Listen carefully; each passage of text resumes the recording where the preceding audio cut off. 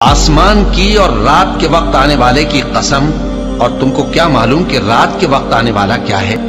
وہ تارا ہے چمکنے والا، کہ کوئی شخص ایسا نہیں جس پر کوئی نگہبان نہ ہو۔ تو انسان کو دیکھنا چاہیے کہ وہ کاہے سے پیدا ہوا ہے۔ وہ اچھلتے ہوئے پانی سے پیدا ہوا ہے جو پیٹھ اور سینے کے بیچ میں سے نکلتا ہے۔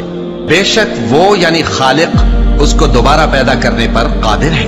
جس دن دلوں کے بھید جانچے جائیں گے تو انسان کی کچھ پیش نہ چل سکے گی اور نہ کوئی اس کا مددگار ہوگا۔